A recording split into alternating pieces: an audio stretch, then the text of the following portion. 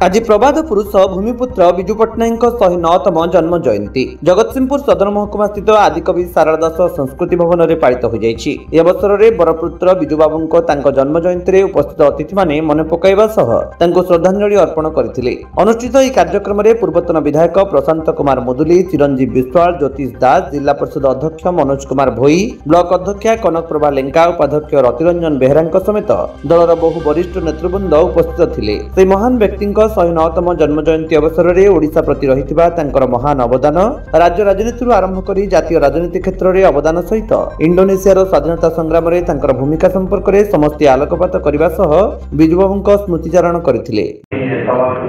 आज मार्च 5 तारिख प्रबाद पुरुष ओडिशार विशिष्ट जननेता 4 कोटी ओडिया हृदय स्पंदन स्वर्गत विजु पट्टनायक आज जन्म जयंती गभीर श्रद्धांजलि जोड़ुची से महान आत्मा का प्रति।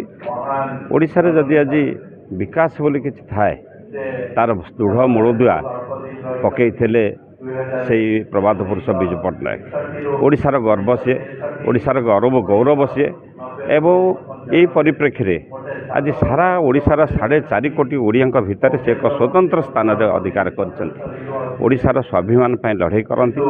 मो ओडिशा कहबार तांकर जो मानसिकता एवं तापाई से लड़ाई जारी रखी दीर्घ दिन धरी दीर्घ दिन पर्यंत मन रखिब एवं चंद्र सूर्य थिबा पर्यंत ओडिशावासी हृदय रे विजु पट्टनायक थिले अछंती एवं रहिबे। आज दुखर कथा तांको जन्म दिवस को पंचायत राज दिवस भाव में ओडिशा जो पालन करुला ओडिशावासी पालन करुले। आज वर्तमान सरकार हेनमान्यतार परिचय देइछन्ति एवं तार परिवर्तन करिछन्ति ओडिशावासी आज दृढ़ निंदा करुछन्ति। एही परिप्रेक्षी रे मैं आशा करी विजु बाबू भली जन जननेता तांकर नीति तांकर आदर्श तांकर ओडिया माटी की भल पाइबार जो स्पर्धा यहाँ ओडिशावासी हृदय रे सबुदिन थिबो।